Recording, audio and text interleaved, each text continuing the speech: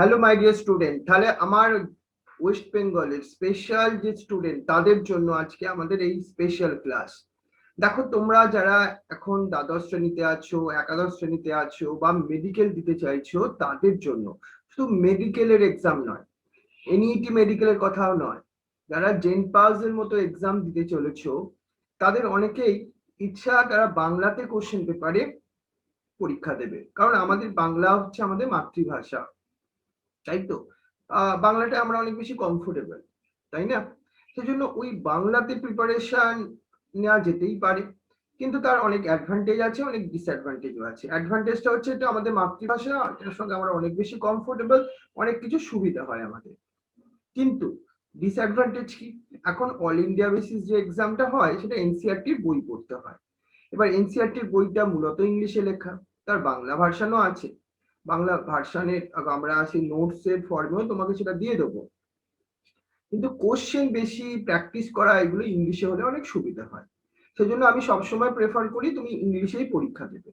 কিন্তু অনেক স্টুডেন্ট আছো যারা বাংলাতেই প্রিপারেশন করতে চাইছো, কারণ এই বছর যারা এক্সাম দিতে চাইছো তাদের হাতে আর বেশি সময় নেই। হয়তো আমার যারা জুম অ্যাপসে ক্লাস করো, আমার কাছে ক্লাস করো, তারা এখন ওয়েল ট্রেন্ড হয়ে গেছো কিভাবে ইংলিশে পরীক্ষা দিতে হয়। কিন্তু নতুন কোন স্টুডেন্ট হয়তো যারা আজই প্রথম ইউটিউবে আমার চ্যানেল দেখছো, আমি তাদেরকেও কিছুটা হেল্প করতে চাইছি ইউটিউবের চ্যানেলের থ্রু দিয়ে, কিছুটা বাংলায় ক্লাস করিয়ে, কিন্তু এনসিইআরটির বইটাকে লাইন টু লাইন ফলো করে। রাইট? এনসিইআরটির বইটার একটা বাংলা অনুবাদ, সেখান থেকেই আমরা জিনিসটাকে পড়াবো।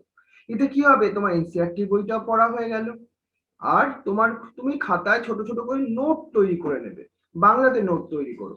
এইটা বাংলা ভার্সনে যারা এক্সাম দেবে তাদের জন্য এই ক্লাসটা বলতে পারো খুব ইম্পর্টেন্ট হতে চলেছে, খুব ইম্পর্টেন্ট হতে চলেছে। আর তার সঙ্গে সঙ্গে আমার যারা ইংলিশ মিডিয়ামের স্টুডেন্ট আছো তাদেরও একটু যাতে হেল্প হয়, তারা বাংলায় একবার ক্লাসটা দেখে নাও, তারা ইংলিশে তো ক্লাস করো। দেখো তোমাদের এটা কি হেল্পফুল হচ্ছে? যদি দেখো হেল্পফুল হচ্ছে তাহলে তোমরা কমেন্টে কিন্তু একটু লিখে দিও, আর তোমার বন্ধুদের কিন্তু তোমরা একটু এটা শেয়ার করে জানিয়েও দিও। রাইট? কি জানাবে যে এই ধরনের ক্লাসের ব্যাপারটা, কারণ সবাইকে আমি চাইছি ওয়েস্ট বেঙ্গলের প্রত্যেকটা স্টুডেন্ট যাতে মেডিকেলের মতো এন্ট্রান্সে ভালো একটা র্যাঙ্ক করতে পারে, তারা চান্স পেতে পারে বিডিএস বা আমাদের জেন পাস এর মতো এক্সাম গুলো দিয়ে মেডিকেলের অ্যালার্ট যে লাইনগুলো আছে সেখানে করে নিজের পায়ে দাঁড়া, নিজের পায়ে দাঁড়াবার আমার যতখানি ক্ষমতা আমি তোমাদের ততখানি একটা হেল্প করব। তোমরা প্লিজ এই প্রিপারেশনটা একটু মন দিয়ে করো। চলো আজকে তোমাদের জন্য আমি যে একটা নোট শেয়ার করতে চলেছি। দেখো, আজকে আমরা যে চ্যাপ্টারটা তোমাদের সাথে পড়াতে চলেছি সেটা হচ্ছে এনইটি এবং তোমার জেন পাস এক্সামের জন্য আমাদের রেসপিরেশন ইন প্ল্যান্টস, যেটাকে আমরা উদ্ভিদের শ্বসন বলে, ক্লাস 11 এর একটা চ্যাপ্টার। মানে যারা ক্লাস 11-এ আছো তারা তো ইংলিশে প্রিপারেশন করবেই, কিন্তু একটু বাংলাতে ক্লাসটা দেখো তোমাদের কেমন লাগছে, তোমাদের কি বুঝতে আরো সুবিধা হচ্ছে? দেখো, আমরা তোমাকে প্রত্যেকটা ইংলিশ এনসিইআরটি প্যারাগ্রাফের নিচে বাংলা প্যারাগ্রাফটা দিয়ে দেবো। তাহলে আমাদের কোন কোন সিলেবাস গুলো আছে, আমাদের এনইটি সিলেবাসে কোন কোন টপিক গুলো দেওয়া আছে। দেখো, সেইগুলো হচ্ছে উদ্ভিদের শ্বাসকার্য। উদ্ভিদের কি শ্বাসকার্য চালায়, এটা একটা কোশ্চেন দিয়েই যেন আমাদের এই চ্যাপ্টারটা শুরু হচ্ছে এখানে। মানে এটাই হচ্ছে আমাদের এনইটির বলতে পারো একটা প্রথম টপিক, উদ্ভিদরা কি শ্বাসকার্য চালায়। গ্লাইকোলাইসিস বলে একটা টপিক, সন্ধান যেটাকে আমরা ফার্মেন্টেশন বলি, সবাত শোষণ, শ্বসনে ব্যবহৃত উৎপন্ন শক্তির একটা উদ্যত পত্র মানে ব্যালেন্স শিট, যেটা মানে কত পরিমাণে এটিপি তৈরি হয় সেই ব্যাপারগুলো। আর একটা হচ্ছে উভয়মুখী বিপাকীয় পথ, যেটাকে আমরা অ্যাম্ফিবলিক পাথওয়ে বলবো। তার আমরা উপচিতি বিপাক অপচিতি বিপাক পড়েছিলাম না, এই শ্বসনের সময় দুটো ক্রিয়া একই সঙ্গে চলতে থাকে, সেই জন্য এটাকে আমরা বলি উভয়মুখী বিপাকীয় পথ। আর একটা হচ্ছে শ্বাস অনুপাত, যেটাকে রেসপিরেটরি কোয়েশিয়েন্ট বলবো। তাহলে আমরা 14.1, 14.2, 3, 4, 5, 6 and 7 এই হচ্ছে আমাদের এনইটি চ্যাপ্টার। তোমরা যারা হয়তো ক্লাস করার সুযোগ পাও না আমার কাছে জুম অ্যাপস এর থ্রু দিয়ে প্রাইভেটলি, তাদেরকে আমি এই অন্তত একটা দুটো এরকম চ্যাপ্টারের থ্রু দিয়ে বুঝিয়ে দিতে চলেছি কেমন ভাবে এনসিইআরটির বই পড়তে হয়। তোমরা যেমন ভাবে ওয়েস্ট বেঙ্গল মিডিয়ামের বই পড়েছো, এখানে ঠিক সেইভাবে নয়, একটু ডিফারেন্ট ভাবে এনসিইআরটি বই পড়তে হয়, কারণ আমাদের এই ক্লাসটা এন্ট্রান্সের জন্য, যে এনইটি এবং জেড পাসের জন্য। তাহলে আমাদের সিলেবাস সম্বন্ধে একটা তোমাকে আইডিয়া দিলাম। তাহলে আমি এবার প্রত্যেকটা তোমাকে যে সাব টপিক আছে, উদ্ভিদের শ্বাসকার্য কি চালায়, গ্লাইকোলাইসিস, এদের সম্বন্ধে আমরা ডিটেলসে ডিসকাস করব। তাহলে চলো প্রথমে আমরা যদি দেখি, প্রথম আমাদের জন্য প্রথম যে টপিকটাকে নিয়ে আমরা কথা বলবো সেটাকে দেখে নাও। সেটা হচ্ছে আমাদের উদ্ভিদ কি শ্বাসকার্য চালায়। দেখো আমরা উদ্ভিদ সম্বন্ধে কাদের কথা বলি, উদ্ভিদ বললেই তো আমাদের গাছপালা এদের কথাই মাথায় আসে। দেখো আমরা সবাই বেঁচে থাকতে চাই, আর এই বেঁচে থাকার জন্য আমাদের সবাইকে কি করতে হয়, শ্বাসকার্য চালাতে হয়, আমাদের সবাইকেই শ্বাসকার্য চালাতে হয়। কিন্তু কেন বেঁচে থাকার জন্য শ্বাসকার্য এতটা জরুরি, আমরা কেন বলি প্রত্যেকটা সজীব বস্তু তাকে শ্বাসকার্য চালাতেই হবে। তাহলে আমরা যখন শ্বাসকার্য চালাই তখন কি বা ঘটে আমাদের দেহের মধ্যে, আমাদের কোষের মধ্যে।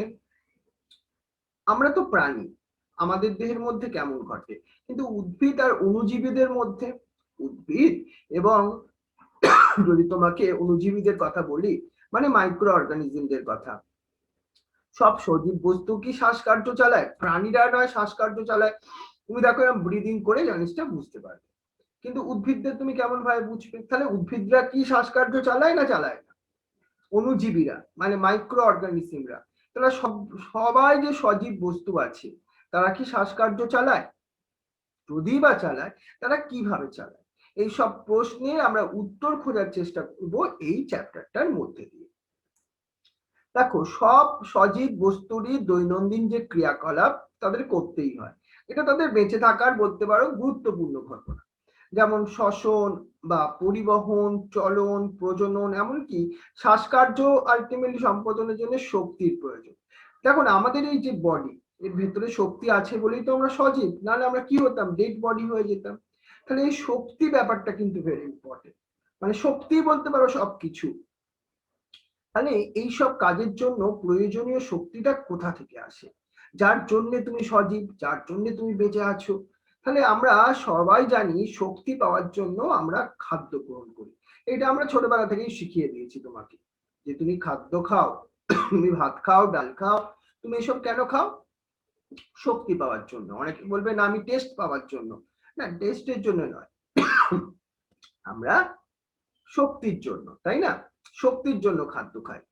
কিন্তু কিভাবে এই খাদ্য থেকে শক্তি পাই, খাদ্য তো একটা ব্যাপার বুঝতে পারলাম বাবা, কিন্তু শক্তিকে তো আমরা খালি চোখে দেখতে পাই না, খাদ্যকে দেখতে পাই। তাহলে কিভাবে এই খাদ্য থেকে শক্তি আমরা পাই এবং কিভাবে এই যে শক্তি ব্যবহৃত হয়, শক্তি ব্যবহারের ফলে আমি হাত নাড়ছি, পা নাড়ছি সেটা দেখতে পারি, কিন্তু এই শক্তিটা কিভাবে ব্যবহৃত হয় এবং সব খাদ্য থেকে কি আমরা সমপরিমাণ শক্তি পাই, এই যে আমরা মাছ, মাংস, ডিম, সবজির কথা বলি, সবার থেকে কি সমপরিমাণ শক্তি পায় সেটাও আমাদের জানা দরকার। উদ্ভিদরা কি খাদ্য গ্রহণ করে, না উদ্ভিদরা খাদ্য গ্রহণ করে কি, তোমার কি মনে হয়, উদ্ভিদরা তো নিজের খাদ্য নিজে তৈরি করতে পারে, তাই না, কিছু পরিপোষক মৌল তাদের গ্রহণ করতে হয়।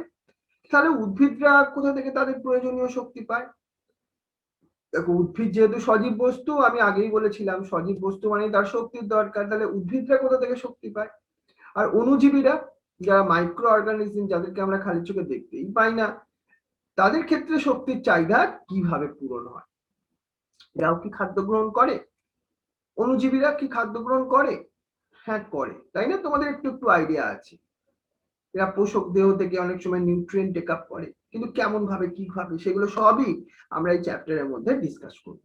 এইটা হচ্ছে তোমাদের এনসিইআরটির বইয়ের প্রথম প্যারাগ্রাফ, আমি কিন্তু তোমাকে এনসিইআরটির বইটা লাইন বাই লাইন বুঝিয়ে যাচ্ছি এবং কোথা থেকে কেমন কোশ্চেন আসে, এমসিকিউ কোশ্চেন আমাদের জেনপাস বা এনইটি এক্সামে আসে সেটাও তোমাকে বোঝাবো। এখানে শুধু রিডিং পড়া নয়, তোমাকে জিনিসটা বুঝে বুঝে পড়তে হবে।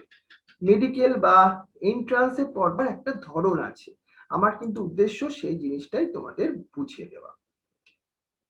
তোমরা হয়তো এই যে এতগুলো তোমাকে প্রশ্ন করা হলো, এই প্রশ্নগুলো দেখে অনেক সময় তুমি কি হবে অবাক হচ্ছে হয়তো, তাই না, অনেকগুলো প্রশ্ন আমরা সম্মুখীন হলাম, কিন্তু প্রশ্নগুলো দেখে আপাত দৃষ্টিতে এটাই মনে হয় যে এরা একে অপরের সাথে একবারেই সম্পর্কিত নয়। এই যে বিভিন্ন আমরা প্রসেসের কথা বললাম, এরা কি সম্পর্কিত নয় হঠাৎ করে দেখলে এটাই মনে হবে। কিন্তু বাস্তবে তুমি যদি দেখো শ্বাস প্রশ্বাস এই যে প্রক্রিয়া এবং খাদ্য থেকে শক্তির যে মুক্তি ঘটে, এটা একটা প্রক্রিয়া। এরা একে অপরের সাথে একটা ঘনিষ্ঠভাবে সম্পর্কিত, মানে এদের মধ্যে খুব ঘনিষ্ঠ সম্পর্ক আছে। এইগুলোই আমরা এই চ্যাপ্টারে তোমাকে বোঝাবো। আমি যে শ্বাস প্রশ্বাস নিচ্ছি, দেখো ব্রিথ করছি না, বাইরে থেকে গ্যাস নিচ্ছি, অক্সিজেন নিচ্ছি, তোমরা সবাই নিচ্ছ, আমরা সবাই নিচ্ছি। তারপর ওই গ্যাসটা গিয়ে কিভাবে আমরা যে খাদ্যবস্তু গ্রহণ করেছিলাম সেটাকে জারিত করে সেখান থেকে শক্তির মুক্তি ঘটাচ্ছে। মানে বুঝতে পারছো, একে অপরের সঙ্গে যেন খুব ভাবে রিলেটেড, মানে সম্পর্কিত। এটাই আমরা এই চ্যাপ্টারের মধ্যে দেখব। একদম প্রত্যেকটা ওয়ার্ড মনে করে করে পড়তে হবে, অন্য কোনো বই নয়। এন্ট্রান্সের জন্য তোমার যে টেক্সট বই স্কুলের সেটা পড়লে চলবে না, অনলি এনসিইআরটির বই কিন্তু তোমায় পড়তে হবে। কারণ আগের বছর যে এক্সাম হয়েছিল না, সেখানে তোমার সব কোশ্চেনই তোমার এখান থেকে এসেছিল, সব কোশ্চেন, সব সব। তাহলে আমরা এনসিইআরটির বইটা খুব ভালোভাবে কিন্তু পড়বো, রাইট? তাহলে দেখো, এই যে আমাদের জীবন প্রক্রিয়া, এই জীবন প্রক্রিয়াগুলো আমাদের চালাবার জন্য কি দরকার? এই জীবন প্রক্রিয়াগুলো চালাবার জন্য আমাদের প্রয়োজনীয় সব যে শক্তি আমরা পাই কোথা থেকে বলতো? এই যে জৈব অণু তার জারণ ঘটানোর ফলে, জারণের ফলে আমরা কিন্তু শক্তি পাই। সেই জৈব বস্তু তারা আলটিমেটলি কারা জানো? তারা হচ্ছে আমাদের খাদ্য। আমরা যেগুলো খাই, তুমি যেগুলো খাও, ভাবো ভাত খাও, ডাল খাও, সেটাই কিন্তু তোমার শক্তির মেন উৎস। কিন্তু কেবলমাত্র সবুজ উদ্ভিদ এবং সায়ানোব্যাকটেরিয়া, যেগুলোকে ব্লু গ্রিন অ্যালগি বলে গো, তারা কি করতে পারে জানো? তারা তো সালোক সংশ্লেষ করতে পারে, তারা নিজের খাদ্য নিজে তৈরি করতে পারে। কিন্তু আমরা প্রাণীরা, আমরা কিন্তু নিজের খাদ্য নিজে তৈরি করতে পারি না, আমরা খাদ্যবস্তু গ্রহণ করি, তাই না? আমাদের করতেই হবে। আর এই যে উদ্ভিদরা যে সালোক সংশ্লেষ প্রক্রিয়া করতে পারে, সায়ানোব্যাকটেরিয়ারা করতে পারে। এরা কি করে? এই সালোক সংশ্লেষ প্রক্রিয়ায় সৌর শক্তিটাকে আবদ্ধ করে, এবং এই যে সৌরশক্তিটাকে আবদ্ধ করলো এবং এই শক্তিকে ওরা রাসায়নিক শক্তিতে রূপান্তরিত করে দেয়। তারপর ওরা কি জানো? গ্লুকোজ, সুক্রোজ বা শেষারের এগুলো তো কার্বোহাইড্রেট এক টাইপের, এদের যে বন্ধনগুলোতে ওই শক্তিটাকে সঞ্চিত রাখে, মানে কার্বন কার্বনের মধ্যে যে বন্ধন তার মধ্যে। আমরা অবশ্যই আর একটা কথা মনে রাখতে হবে, সবুজ উদ্ভিদের সব কোষ, কলা এবং অঙ্গে কিন্তু সালোক সংশ্লেষ করতে পারে না। আমরা বলি না সেই প্লাস্টিকের কথা, মনে পড়ছে তোমাদের? Leucoplast, chloroplast, chromoplast. লিউকোপ্লাস্টে কিন্তু বর্ণহীন, ওখানে তো খাদ্য সঞ্চয় থাকে। মূল যেমন একটা অঙ্গ ভাবো, ওখানে কি সালোক সংশ্লেষ হয়? হয় না। তাহলে কোথায় হয় সালোক সংশ্লেষ? উদ্ভিদে শুধুমাত্র ক্লোরোপ্লাস্ট সমন্বিত যে কোষগুলো, সেখানে কিন্তু সালোক সংশ্লেষ হয়। আর ক্লোরোপ্লাস্ট যুক্ত যে কোষগুলো প্রায়শই আমরা দেখি উদ্ভিদের উপরের তলে অবস্থান করে। এর একটা কারণ আছে, তোমার মনে হচ্ছে কিছু একটা কারণের কথা বলতে পারবে? কি কারণ? কারণটা হচ্ছে সূর্যের আলো সাথে ওরা সম্পূর্ণভাবে শোষণ করতে পারে। কারণ সূর্যের আলো ছাড়া তো সালোক সংশ্লেষ সম্ভব নয়। তাহলে যদি উপরিতলে থাকে তাহলে নিশ্চয়ই সে সূর্যের লোকটা বেশি পরিমাণে পাবে, এটাই তো স্বাভাবিক, তাই না?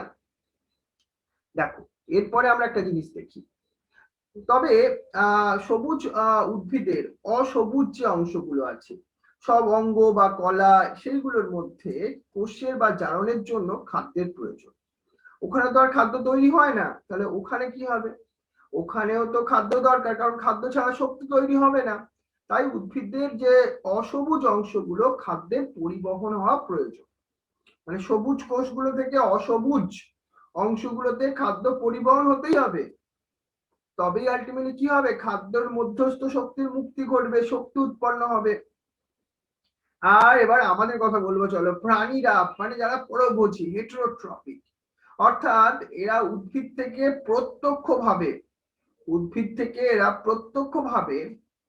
কিছু কিছু প্রাণী আছে যাদেরকে আমরা তৃণভোজী বলি। তারা কি খায় বলতো? তারা উদ্ভিদ খায়, উদ্ভিদের অংশ খায়। আর পরোক্ষভাবে মনে করো যারা মাংসাশী প্রাণী, তারাও কিন্তু খাদ্য আহরণ করে উদ্ভিদ থেকে। তুমি বলবে যা, তো মাংস খায়, ওরা কিভাবে খায়? কিন্তু মাংসাশী প্রাণীরা হয়তো মাংস খায় ঠিকই, কিন্তু ওই যে প্রাণী, মনে করো একটা আমি হরিণের কথা বলি, একটা বাঘ হরিণ খায়, বাঘ তো মাংসাশী প্রাণী, বাঘ কিভাবে নির্ভরশীল হবে উদ্ভিদের ওপর? আমরা বলেছি পরোক্ষভাবে নির্ভরশীল, কারণ হরিণ তো সেই গাছের পাতাই খায়, হরিণ যদি গাছের পাতা খেয়ে নাই বাঁচতো তাহলে আর মাংসাশী প্রাণী মাংস পেত কি করে? তাই প্রত্যক্ষ বা পরোক্ষভাবে আমরা উদ্ভিদের উপর নির্ভরশীল খাদ্যের ব্যাপার। আর ছত্রাকের মতো, ছত্রাক মানে ফাঙ্গাস, ওরা তো মৃতজীবী, তাই না? ওরা কি করে খাদ্যের জন্য, কোথা থেকে খাদ্য পায়? ওরা মৃত বা পচনশীল জৈব বস্তু থেকে ওরা খাদ্য আহরণ করে, এটাই হয়। এটা আমাদের মানতেই হবে। এই যে জীবন প্রক্রিয়া চালানোর জন্য, মানে জীবনের যে বিভিন্ন প্রক্রিয়াগুলো আমাদের মধ্যে চলছে, জীবনের প্রক্রিয়াগুলো চালানোর জন্য যেসব খাদ্যবস্তুর জারণ ঘটে, সেগুলো আসলে সালোক সংশ্লেষেরই প্রক্রিয়াজাত। মানে সালোক সংশ্লেষের ফলেই কিন্তু খাদ্যবস্তুর উৎপন্ন হয়। মানে সালোক সংশ্লেষ বলতে পারো আমাদের বেঁচে থাকার জন্য, আমাদেরও বেঁচে থাকার জন্য একটা গুরুত্বপূর্ণ প্রসেস, শুধু উদ্ভিদের জন্য তা কিন্তু নয়। তাহলে এই অধ্যায়তে আমরা কোষের মধ্যে কিভাবে শ্বসন প্রক্রিয়া ঘটে, মানে কোষের মধ্যে কিভাবে খাদ্যবস্তুর মধ্যস্থ শক্তির মুক্তি ঘটে, এবং কোষের ভেতরে খাদ্যের যে ভাঙন পদ্ধতি, খাদ্যটা ভেঙে কিভাবে এটিপি সংশ্লেষ ঘটে, এবং এই শক্তির আবদ্ধকরণ নিয়ে আমরা আলোচনা করব। অর্থাৎ এটিপি তৈরি হচ্ছে একটা খুব গুরুত্বপূর্ণ ঘটনা শক্তির জন্য। শক্তিকে আমরা নাহলে কিভাবে এক্সপ্রেস করব? শক্তি এটিপির মধ্যে সঞ্চিত থাকে, সেটাও আমরা এই অধ্যায়ের মধ্যে কিন্তু আলোচনা করতে চলেছি। আমি তোমাকে এনসিইআরটি বইয়ের প্রত্যেকটা টপিক তোমাকে বোঝাচ্ছি, প্রত্যেকটা লাইন টু লাইন। একটা কোশ্চেনও তোমার জেনপাসে বা এনইটিতে এর বাইরে কিন্তু হবে না, শুধুমাত্র এই বই এনসিইআরটি। এবার দেখো, আমরা যদি সালোক সংশ্লেষ প্রক্রিয়াটা কোথায় হয় তাহলে আমরা কি বলবো? সালোক সংশ্লেষ প্রক্রিয়াটা যদি ইউক্যারিওটিক কোষে দেখো, তো সেখানে হয় ক্লোরোপ্লাস্টের মধ্যে সংঘটিত হয়। ক্লোরোপ্লাস্ট তো মেইন একটা অংশ, তাই না, সালোক সংশ্লেষের জন্য। কিন্তু শক্তি উৎপাদনের জন্য কোথায় হয় শক্তি উৎপাদন? জটিল অণুগুলো সেখানে ভেঙে কি হয়, কম্পারেটিভলি তোমার কম জটিল অংশে ট্রান্সফার হয়। কিন্তু কোথায় হয় এই শক্তির মুক্তি বা জটিল খাদ্যবস্তুগুলোর ভাঙন, অর্থাৎ এই শক্তির উৎপাদন? এটা দুটো জায়গায় হয় কোষের মধ্যে, একটা হচ্ছে সাইটোপ্লাজম আর একটা হচ্ছে মাইটোকন্ড্রিয়া। তাহলে এই দুটো জিনিস আমরা ভালো করে মাথায় রাখবো আমরা। কিন্তু মাইটোকন্ড্রিয়া মাথায় রাখবো, সেটা কিন্তু শুধুমাত্রই কোথায় থাকে? শুধুমাত্রই ইউক্যারিওটিক কোষে থাকে। এবার জারণ প্রক্রিয়া, যেটাকে আমরা অক্সিডেশন বলি, জারণ প্রক্রিয়া দ্বারা কোষের মধ্যে জটিল অণুগুলোর মধ্যে কি থাকে? কার্বন কার্বন, এগুলো একটা বন্ধনে থাকে। এই বন্ধনগুলো ভাঙনের ফলে আলটিমেটলি কিন্তু শক্তির মুক্তি ঘটে, তাকে আমরা রেসপিরেশন বলবো। এটা একটা এমসিকিউ কোশ্চেন হতে পারে। তাহলে জটিল যে খাদ্যবস্তুগুলো, তাদের মধ্যে যে সিসি বন্ধন মানে কার্বন কার্বনের যে বন্ধন, সেইগুলো কি হয়? ভাঙে। ভাঙার ফলে প্রভূত শক্তির একটা মুক্তি ঘটে, তাকেই আমরা বলছি রেসপিরেশন। এবার এই প্রক্রিয়াটায় তাহলে একটা কোনো খাদ্যবস্তুকে তো ভাঙতে হবে, তাদেরকে জারণ ঘটাতে হবে, তাদেরকে আমরা কি বলবো? শ্বসন বস্তু বা রেসপিরেটরি সাবস্ট্রেট। এবার আবার একটা এমসিকিউ তৈরি হচ্ছে, একটা কোশ্চেন দেখো, এই রেসপিরেটরি সাবস্ট্রেট গুলো কোনগুলো? অর্থাৎ যারা রেসপিরেশনে পার্টিসিপেট করে তারাই বলতে পারি রেসপিরেটরি সাবস্ট্রেট বা শ্বসন বস্তু। কিন্তু শ্বসন প্রক্রিয়ায় সাধারণত আমরা শর্করা জাতীয় খাদ্যবস্তুগুলো মেন বস্তু, ওখানটায় জারিত হয়ে শক্তির মুক্তি ঘটে। কিন্তু কি শুধুই কি শর্করা? এটা আমাদের কোশ্চেন আসছে এমসিকিউতে। শুধুমাত্র শর্করা নয়, দেখো এনসিইআরটি তে বলাই আছে কিছু কিছু উদ্ভিদে প্রোটিন, স্নেহ মানে লিপিড পদার্থগুলো বা কিছু অর্গানিক অ্যাসিডও শ্বসন বস্তু হিসাবে ব্যবহৃত হয়। তাহলে এইটা আমাদের ভালো করে মাথায় রাখবে, খাতায় পয়েন্ট করবে, আন্ডারলাইন করবে, এবং তুমি খাতায় একটা নোট করবে এইভাবে। তাহলে শ্বসন বস্তু হিসাবে কোন কোনগুলো হলো? শর্করা হলো, প্রোটিন হলো, স্নেহ পদার্থ হলো, এমনকি জৈব অম্লগুলো হলো, মানে অর্গানিক অ্যাসিড গুলো। এগুলো মাথায় রাখতে হবে আমাদের মেডিকেলের জন্য, এইভাবে পড়তে হবে। একটা কোশ্চেনও বাইরে থেকে আসবে না, তোমাকে আমি চ্যালেঞ্জ দিতে পারি। চ্যালেঞ্জ নয়, এটা তো স্বাভাবিক ব্যাপার, আমাদের সিলেবাসটাই তো এনসিইআরটির বই থেকে তৈরি হচ্ছে, তাই না? ওকে, তারপর আমরা একটা জিনিস দেখি, চলো। কোষের ভেতরে আলটিমেটলি তো সব কেমিক্যাল রিয়াকশন হয়। এবার এই কোষের ভেতরে যখন জারণ হয়, তখন শ্বসন বস্তুর মধ্যে সমস্ত শক্তি কোষের ভেতরে বেরিয়ে আসে না। মানে হঠাৎ করে যে সব শক্তি এই জারিত হয়ে বেরিয়ে এলো, তাহলে কিন্তু একটা ব্যাপারটা কমপ্লিকেটেড হয়ে যাবে। এটা হয় একটা ধাপে ধাপে ঘটতে থাকে। এবার দেখো, এই যে শক্তি উৎসেচক গুলো নিয়ন্ত্রিত হয় একটা ধাপে ধাপে একগুচ্ছ বিক্রিয়ার মাধ্যমে, এবং রাসায়নিক শক্তি রূপে এটিপি অণুর মধ্যে আবদ্ধ থাকে। মানে শক্তি যেটা তৈরি হচ্ছে এখানে খাদ্যবস্তুকে জারিত করে, সেটা এটিপির মধ্যে মানে বলতে পারো আবদ্ধ হয়ে থাকছে। তাই এটা বোঝা জরুরি যে শ্বসনকালে খাদ্যের জারণের ফলে যে শক্তিটা মুক্তি হয়, সেটা কিন্তু সরাসরি ব্যবহৃত হয়ে যাচ্ছে না, সেটা এটিপির মধ্যে আবদ্ধ থাকছে। যখন কোষের দরকার বিভিন্ন প্রক্রিয়ার জন্য, তখন ওই এটিপি কে ব্যবহার করা হচ্ছে। শক্তির যখনই প্রয়োজন তখন এটিপিটাকে ভাঙছে, ভেঙে শক্তির যোগান দেওয়া হচ্ছে। আদারওয়াইজ এটিপির মধ্যে শক্তি সঞ্চিত থাকছে। কি সুন্দর প্রসেস, তুমি ভাবো। এই কারণের জন্য আমরা এটিপি কে বলি এনার্জি কারেন্সি। এনার্জি কারেন্সি মানে কোষের শক্তি ঘর, কারণ এটাই কোষের বলতে পারো শক্তির মেন উৎস কোষের মধ্যে। অর্থাৎ জীবদেহে সংঘটিত যেসব প্রক্রিয়াগুলো চলতে শক্তির প্রয়োজন হয়, সেই প্রক্রিয়াগুলো এটিপি অণুতে আবদ্ধ শক্তিকে কাজে লাগায়।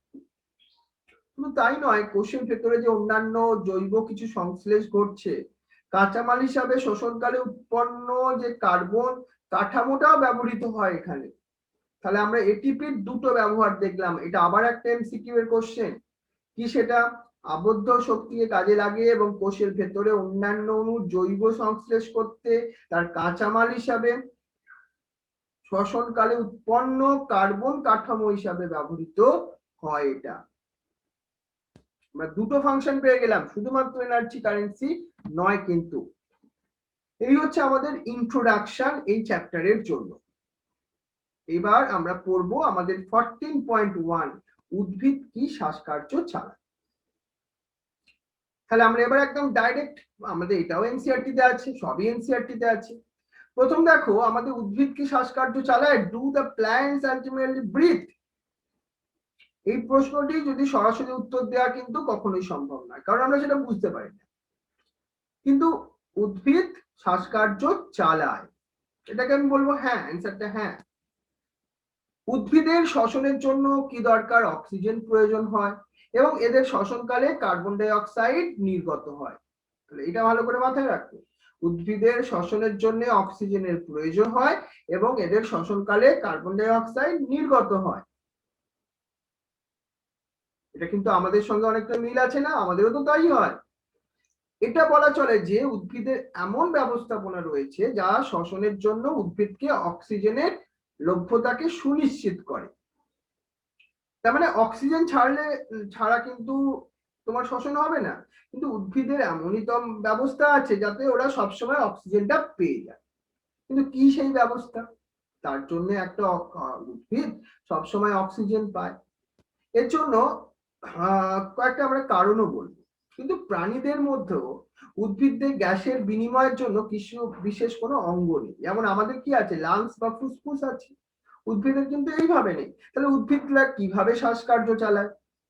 দেখো, উদ্ভিদের দেহস্থিত যে পত্ররন্ধ্র বা স্টোমাটা এবং লেন্টিসেল, এরা দুটো অংশ যারা শ্বাসকার্য চালাতে গুরুত্বপূর্ণ অংশ নেয়। তাহলে এইখানটা ভালোভাবে মাথায় রাখো। তাহলে পত্ররন্ধ্র এবং লেন্টিসেল এরা কি করছে? এরা উদ্ভিদের শ্বাসকার্যের মেন অঙ্গ হিসাবে কাজ করছে। এটা কোনো বিশেষ অঙ্গ তো নয়, সেজন্য অঙ্গ বললে ভুল হবে। বলতে পারি পত্ররন্ধ্র এবং লেন্টিসেল সাহায্য করে, এটা আমরা কিন্তু মাথায় একটু রেখে দেবো। বুঝেছো? ব্যাপারটা একটু আমরা এইভাবে মাথায় রাখবো, তাহলে আমাদের ক্লিয়ার একটা আমরা আইডিয়া। তাহলে স্টোমাটা এন্ড লেন্টিসেলস, এরা দেখো উদ্ভিদের যে পত্ররন্ধ্র এবং লেন্টিসেল বললাম, ওরা হচ্ছে এই উদ্ভিদের শ্বাসকার্যের জন্য এরা দুটো গুরুত্বপূর্ণ ভূমিকা গ্রহণ করে। কিন্তু উদ্ভিদ দেহে কোনো শ্বাসঙ্গ না থাকার পেছনেও তো কারণ রয়েছে। আমাদের এত লাংসের মতো শ্বাসঙ্গ আছে, কিন্তু উদ্ভিদের শ্বাসঙ্গ নেই কেন? এইটা কিন্তু আমাদের খুব ভালো একটা এমসিকিউ এর কোশ্চেন হতে পারে। সেই জন্য তোমরা এই ব্যাপারটা খুব ভালো করে একটু বুঝে নাও। ক্লিয়ার ব্যাপারটা? দেখে নিই আমরা একটু ওয়ান বাই ওয়ান কি হচ্ছে জিনিসটার মধ্যে।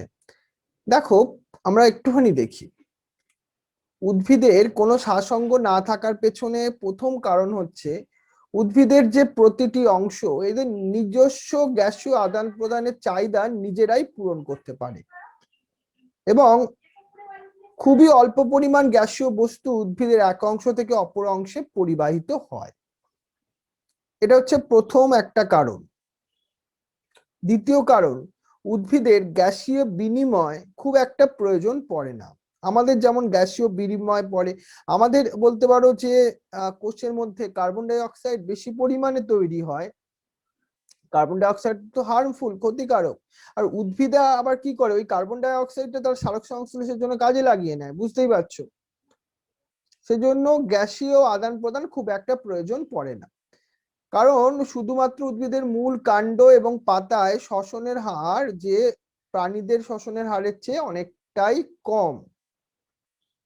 শুধুমাত্র সালোক সংশ্লেষের সময় অধিক পরিমাণ গ্যাসের বিনিময় ঘটে।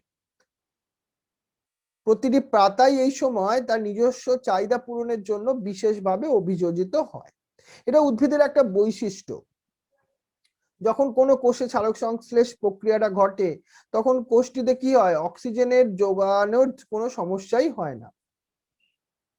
কারণ কেন বলতো, সালোক সংশ্লেষ প্রক্রিয়ায় তো অক্সিজেন উৎপন্ন হয়, সেই অক্সিজেনটাই তখন কাজে লেগে যায়। মানে উদ্ভিদরা কিন্তু খুব সুন্দরভাবে অভিযোজিত হয়েছে তাদের সালোক সংশ্লেষ এবং শ্বসন প্রক্রিয়াটা একই সঙ্গে চালাবার জন্য। বোঝা গেছে ব্যাপারটা? এবার দেখো আমরা একটা পরের ব্যাপারটাকে দেখি একটু।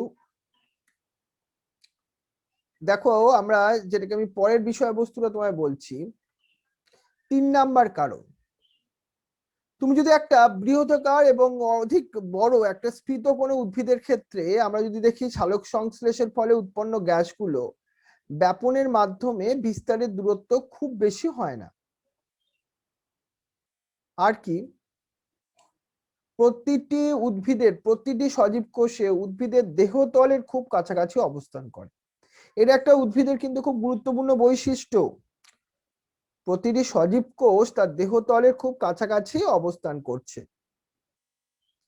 একটা পাতার ক্ষেত্রে ভাবো না, পাতার উপরিতলের দিকেই তো কোষগুলো থাকে, যেখানে সানলাইট পেতে হয়, এবং সেখানে তার এবং নিচের দিকেও ভাবো যেখানে পত্ররন্ধ্রগুলো আছে।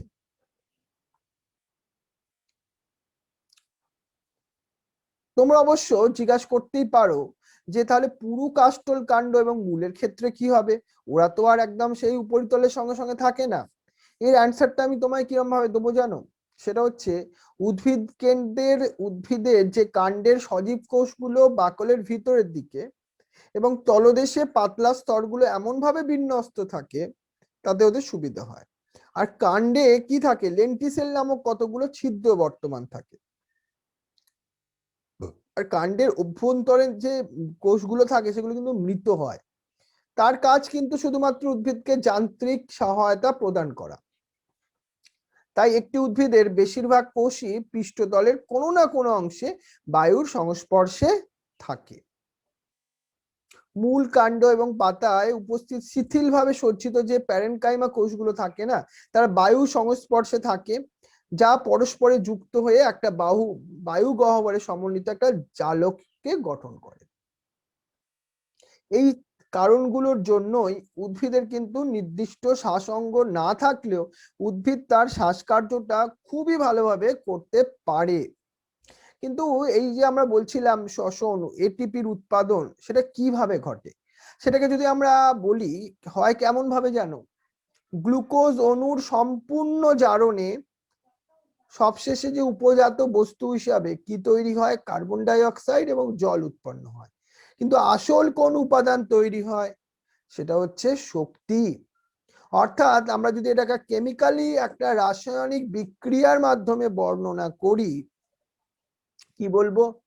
এই যে তোমার গ্লুকোজ, সেটা অক্সিজেনের উপস্থিতিতে বিক্রিয়া করে জারণ ঘটে কার্বন ডাই অক্সাইড, H2O আর এনার্জি তৈরি করে। বুঝে গেছো ব্যাপারটা? ক্লিয়ার? এবার দেখো, এবার যে শক্তি, এই যে শক্তি কোষের ব্যবহারের জন্য উপযোগী হতে হয় এবং কোষের চাহিদা অনুসারে অন্যান্য অণু সংশ্লেষের জন্য এই শক্তিকে কাজে লাগাতে কোষ কিন্তু সমর্থ হতে হবে। তাই শুধু তাই নয়, দেখো উদ্ভিদ কোষে যে গ্লুকোজ অণু ভাঙে তার কৌশলটি এমন ভাবে ব্যবহার করে যাতে এই প্রক্রিয়ায় উৎপন্ন শক্তি সম্পূর্ণরূপে কিন্তু তাপ শক্তি হয়ে কোষ থেকে বেরিয়ে যায় না, তাহলে তো পুরো ব্যাপারটাই বাজে হয়ে যাবে না? তাহলে কি ঘটে? তাহলে মূলত যে এখানে দেখো গ্লুকোজ অণুর জারণ প্রক্রিয়াটি সেজন্য একটি ধাপে সংগঠিত হয় না, অনেকগুলো ছোট ছোট ধাপে সংগঠিত হয়। এবং অনেক সময় দেখা যায় কিছু কিছু ধাপ এতটাই দীর্ঘ হয়, এই ধাপে যে মুক্ত যে শক্তি হিসাবে এটিপি সংশ্লেষ কাজেও যুক্ত হতে পারে, মানে যে এটিপিটা তৈরি হলো সেই এটিপিটাও কাজে লাগতে পারে। এইগুলোকে নিয়ে আমরা এই চ্যাপ্টারের মধ্যে ভালোভাবে আরো আলোচনা করতে চলেছি। এবার দেখো আরেকটা জিনিস তোমায় বলি, এই যে শ্বসন প্রক্রিয়া, এই শ্বসন প্রক্রিয়াতে কি হয়? অক্সিজেন ব্যবহৃত হয় এবং বিক্রিয়া লব্ধ পদার্থ হিসেবে আমরা কি পাই? কার্বন ডাই অক্সাইড পাই, জল পাই এবং শক্তি পাই, যেটা আমরা একটু আগে বিক্রিয়ায় দেখে এলাম।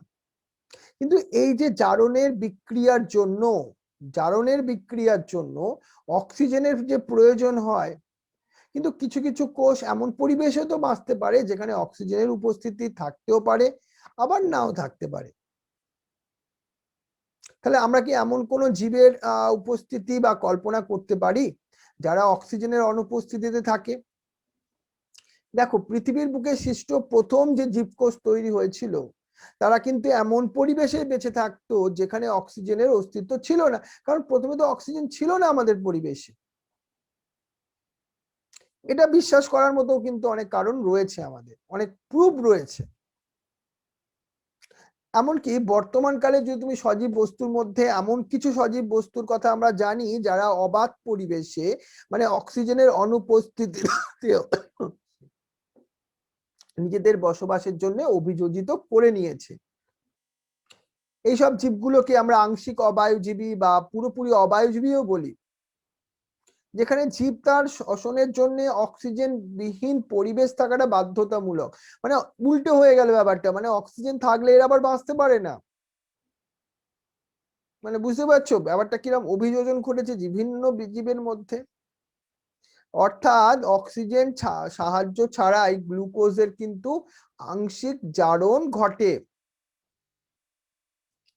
এটা একটু প্রথমে মনে রাখো। আর একটা জিনিস মাথায় মনে রাখো, সজীব বস্তুর মধ্যে এই যে তোমার গ্লুকোজের জারণ ঘটে সেটা কিন্তু অক্সিজেনের অনুপস্থিতিতে ঠিক আছে, অক্সিজেনের সাহায্য ছাড়াই, কিন্তু উৎসেচকের উপর নির্ভর করে, মানে এনজাইমের উপর নির্ভর করে। এই যে আমাদের গ্লুকোজ থেকে পাইরুভিক অ্যাসিড তৈরি হয়, এটাকে আমরা গ্লাইকোলাইসিস বললাম। এই গ্লাইকোলাইসিস প্রক্রিয়ায় অক্সিজেন কাজে লাগে না, কিন্তু উৎসেচক কাজে লাগে। এটা আমাদের আজকে আমরা পড়বো, চলো। গ্লাইকোলাইসিস, যেটা আমরা 14.2, এটা আমরা এনসিইআরটির বইয়ের প্রত্যেকটা লাইনকে বেস করে তোমাদের ডিসকাস করতে চলেছি। এখন আগেও বলেছি তোমাদের এনসিইআরটির বই শুধুমাত্রই পড়তে হবে জেনপাস এর মতো বা এনসিইআরটি বা এনইটি মেডিকেলের মতো এক্সাম দেওয়ার জন্য। তার কারণ এই বইগুলোই আমাদের এন্ট্রান্সের জন্য বলে দেওয়া হয়েছে এবং এটার থেকেই কোশ্চেন পেপার তৈরি হয় এবং লাস্ট ইয়ারে এখান থেকেই সব কোশ্চেন এসছে। তাহলে এনসিইআরটির বইটাকে আমরা কেমন ভাবে মনে রাখি চলো, কারণ বেশি যদি আমরা পড়ি পরীক্ষায় ওই 3 ঘন্টার মধ্যে আমরা মাথায় আনতে পারবো না, সেজন্য যা জানতে হবে সেটাই যেন আমার কাজে লাগে, উপযোগী হয়। তাহলে আমরা গ্লাইকোলাইসিসটাকে নিয়ে চলো এবার আলোচনা করি। গ্লাইকোলাইসিস এই শব্দটার উৎপত্তি হয়েছিল গ্রিক শব্দ একটা গ্লাইকোস এবং লাইসিস থেকে। এই যে গ্লাইকোস শব্দটি হচ্ছে শর্করা এবং লাইসিস হচ্ছে ভাঙন, তাহলে আমরা একসঙ্গে যুক্ত করে দিই, তাহলে এখানে কি হয়, শর্করার ভাঙন হয়। এবং গ্লাইকোলাইসিস প্রক্রিয়াটা 3জন বিজ্ঞানী প্রথম আমাদেরকে জানিয়েছিলেন। একজন হচ্ছেন গ্লাসচার, এমবেডেন, ওট্টো মেয়ারহফ এবং জে পার্নাস। এবং এদের প্রথম নামের অক্ষর থেকেই এই গ্লাইকোলাইসিসকে আমরা ইএমপি পাথওয়ে বলে থাকি। কি পাথওয়ে? EMP pathway. এবার দেখো অবাধ জীবের ক্ষেত্রেও এটি একমাত্র শোষণ পদ্ধতি। যারা সবাত শোষণ করতে পারে তাদের ক্ষেত্রে আরো অনেক ক্রেবস সাইকেল বা ইটিএস এর মতো প্রক্রিয়া ঘটে, কিন্তু যারা অবাধ শোষণ করে বা অবাধ জীব তাদের মধ্যে শ্বসনের জন্য শুধুমাত্র এই গ্লাইকোলাইসিসটা হয়। কিন্তু গ্লাইকোলাইসিস কোথায় হয়, এটা এমসিকিউর কোশ্চেন হতে পারে।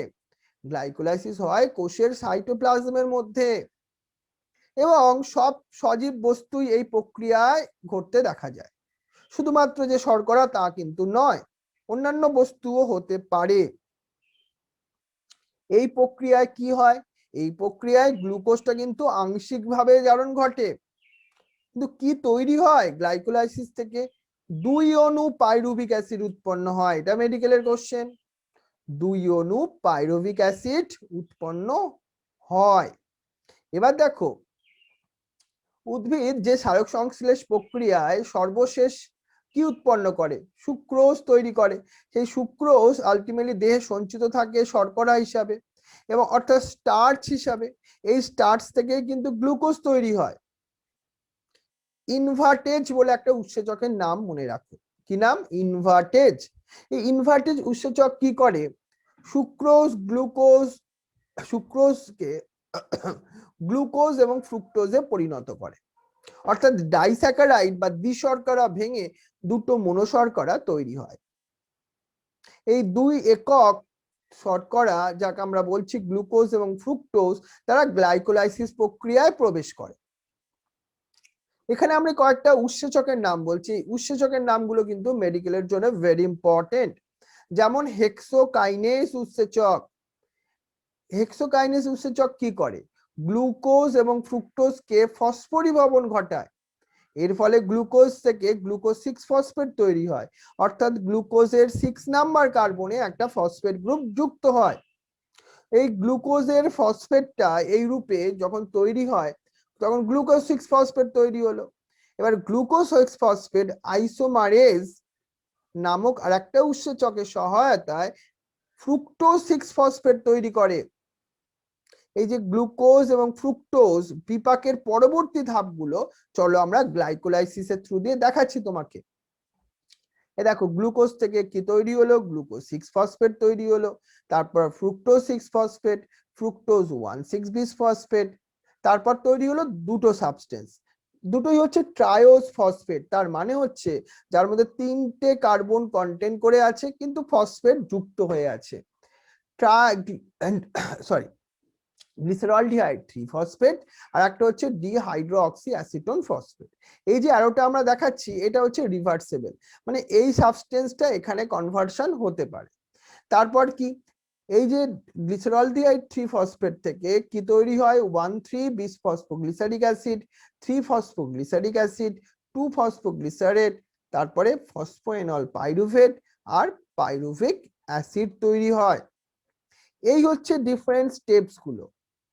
কিন্তু একটা কথা মাথায় রাখো তো, যখন গ্লুকোজ থেকে গ্লুকোজ 6 ফসফেট তৈরি হলো, অর্থাৎ ওর 6 নম্বর কার্বনে তো ফসফেট যুক্ত হলো, কিন্তু সেই ফসফেটটাও কোথা থেকে পেলো?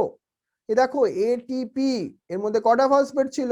3টে ফসফেট ছিল, যেটাকে তুমি বলেছিলাম অ্যাডিনোসাইন ট্রাইফসফেট। ও কিসে ভেঙে গেল? ও অ্যাডিনোসিন ডাইফসফেটে ভেঙে গেল। অর্থাৎ ওখান থেকে যে ফসফেটটা বেরিয়ে এলো সেটা গ্লুকোজের সঙ্গে যুক্ত হয়ে গ্লুকোজ 6 ফসফেট তৈরি করলো। ফ্রুক্টোজ 6 ফসফেট তৈরি হলো, তারপর ফ্রুক্টোজ 1,6 বিস ফসফেট, মানে ফ্রুক্টোজের 1 নাম্বার কার্বন এবং 6 নম্বর কার্বনে ফসফেট যুক্ত হলো। কিন্তু ফসফেটটা সে কোথা থেকে পেলো? সেই এটিপি ব্রেকডাউন করেছে, ও এডিপি তে কনভার্সন হয়েছে।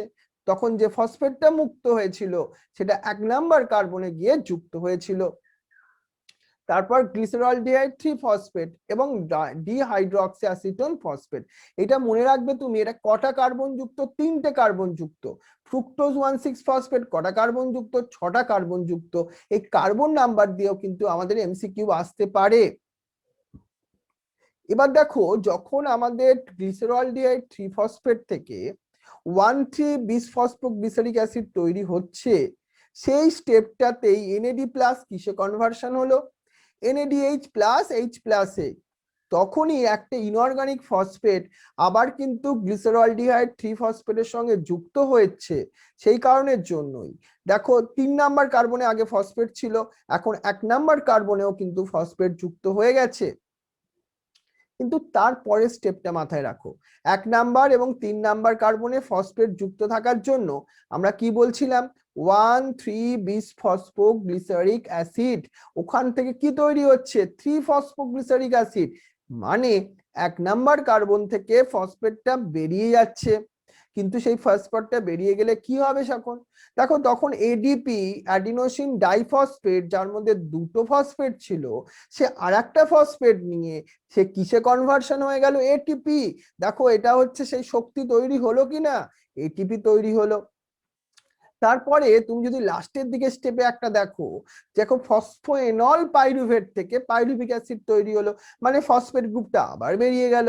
আবার সেই ফসফেট একটা এডিপি সেই গ্রহণ করে সে এটিপি তে কনভার্সন হলো, অর্থাৎ এখানে আবার এটিপি তৈরি হলো। কিন্তু এটা তো একটা গ্লিসারলডিহাইড 3 ফসফেটের জন্য। আর ডাইহাইড্রোক্সি অ্যাসিটোন ফসফেট যদি গ্লিসারলডিহাইড 3 ফসফেটে কনভার্সন হতে পারে, তাহলে তো তার জন্য আবার এইভাবে ফসফেট তৈরি হবে। অর্থাৎ আমরা একটা গ্লুকোজ থেকে, এই জন্য দেখো এর পাশে আমরা 2 করে ইনটু দিয়েছি, কারণ এটা একটা নিজের জন্য, আর এইটা যদি কনভার্সন হয় এটাতে কনভার্ট হয় তাহলে তার জন্য। সেই জন্য কটা এটিপি তৈরি হলো? 2টো এটিপি তৈরি হলো এই রিয়াকশন গুলো থেকে। এখানে আমরা দেখতে পাচ্ছি কি, এখানে আমরা একটা 2টো এটিপি একটা স্টেপের জন্য, তাহলে এই স্টেপটা যদি আবার ঘটে তাহলে 4টে, দুবার হলো না, সেই কারণের জন্য। কিন্তু এখানে তো আবার 2টো এটিপি ইউজ হয়ে গেছিল, তাই না? তাহলে নেট কটা এটিপি তৈরি হচ্ছে? নেট 2টো এটিপি, 4 - 2, এই জন্যই হচ্ছে, আর কিছু নয়। তাহলে গ্লাইকোলাইসিস প্রক্রিয়ায় যে উৎসেচক দ্বারা নিয়ন্ত্রিত, এটা কিন্তু 10টি বিক্রিয়ার একটা শৃঙ্খল, মানে 10টা স্টেপে হচ্ছে। সেখানে কি হচ্ছে? গ্লুকোজ থেকে পাইরুভিক অ্যাসিড তৈরি হচ্ছে, গ্লুকোজ থেকে পাইরুভিক অ্যাসিড।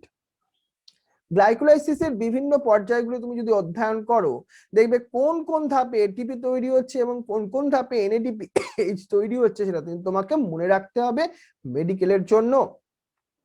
গ্লাইকোলাইসিস প্রক্রিয়ায় আমরা দেখলাম 2টি ধাপে এটিপি ব্যবহৃত হলো। কোন 2টো ধাপ? যেখানে প্রথম ধাপ গ্লুকোজ থেকে গ্লুকোজ 6 ফসফেট হলো, দ্বিতীয় ধাপটা হলো ফ্রুক্টোজ 6 ফসফেট থেকে ফ্রুক্টোজ 1,6 বিস ফসফেট। এইগুলো কিন্তু তোমাকে ছোট্ট ছোট্ট জিনিস কিন্তু মনে রাখতেই হবে।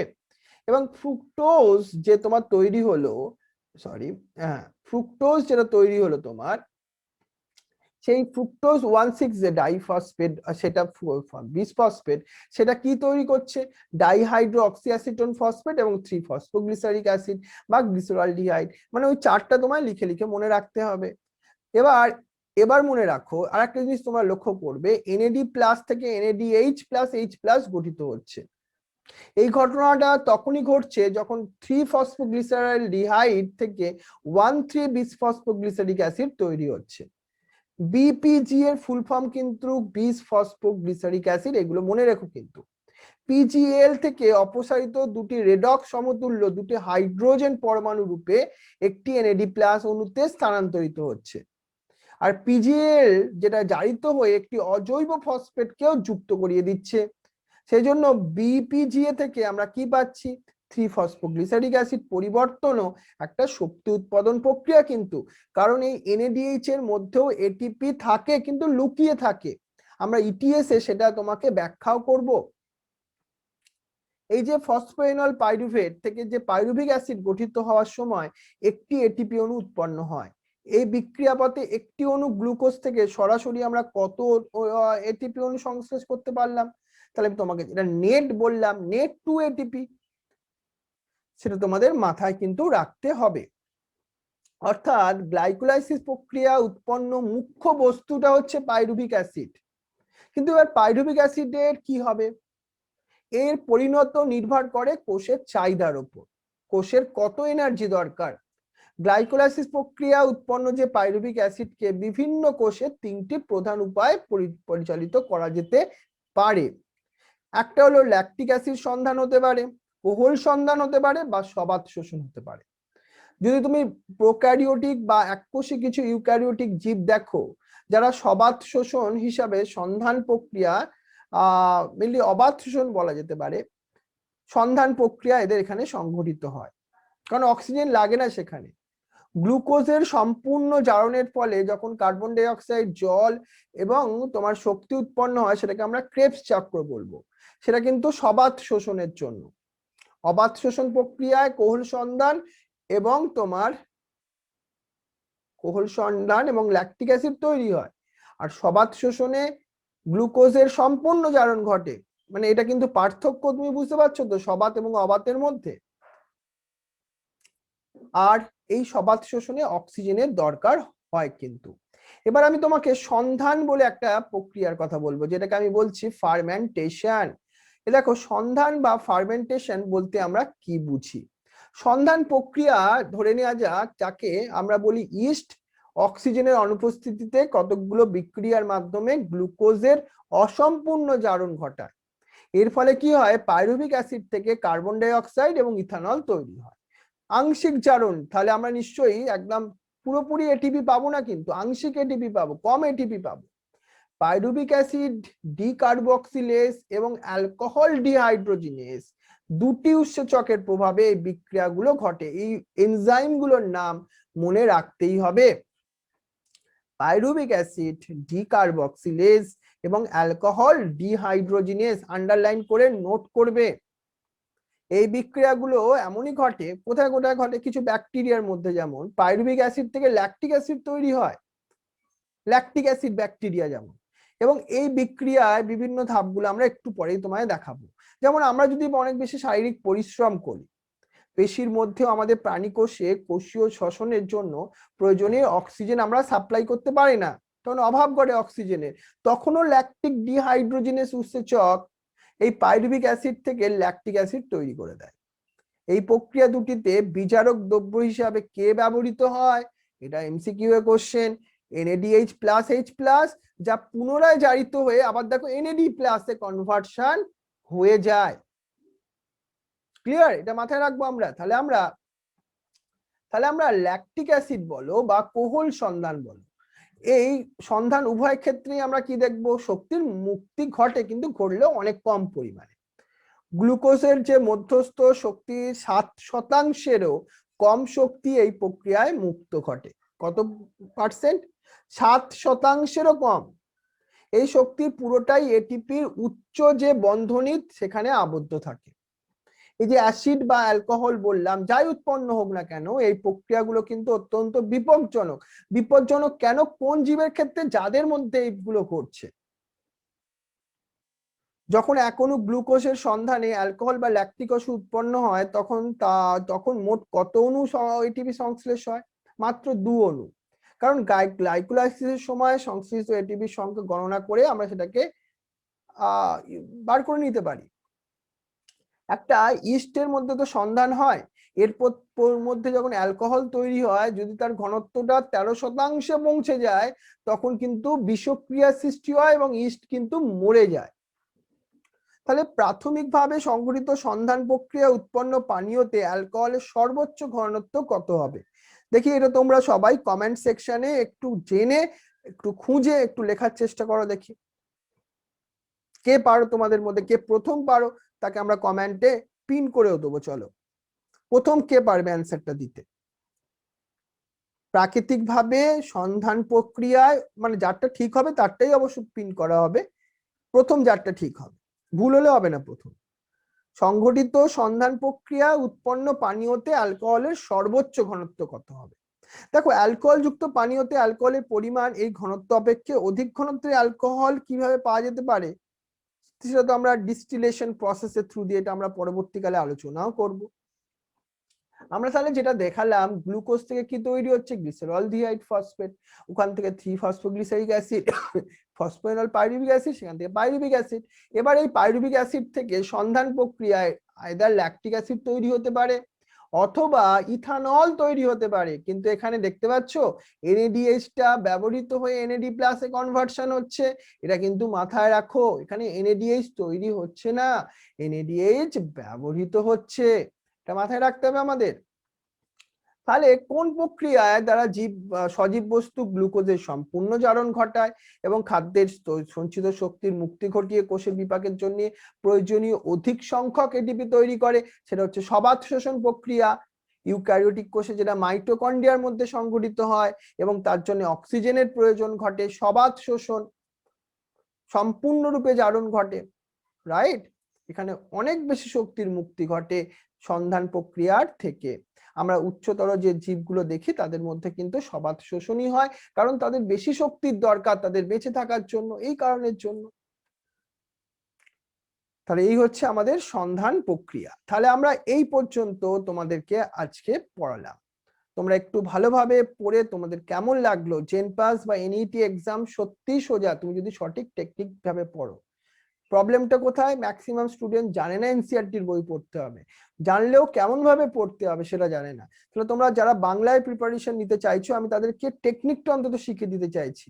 জানি না সব চ্যাপ্টার তোমাদের জন্য পারবো কিনা, হয়তো সময়ের অভাবে হয়তো পারবো না, কিন্তু আমি তোমাদের একটা দুটো চ্যাপ্টারের থ্রু দিয়ে অন্তত প্রথমে অন্তত এইটা বুঝিয়ে দিতে চাইছি তোমাদের কেমন ভাবে পড়তে হবে এনসিইআরটির বইটা, যাতে তোমরা বাংলাতে, ইংলিশে যাদের সময় নেই, যারা আমার কাছে জুম অ্যাপসে প্রিপারেশন করোনি কিন্তু তা বলে কি তারা মেডিকেল পাবে না, তাদেরকেও আমার হেল্প করতে হবে, কারণ তারা আমার ওয়েস্ট বেঙ্গলের আমার প্রিয় স্টুডেন্ট।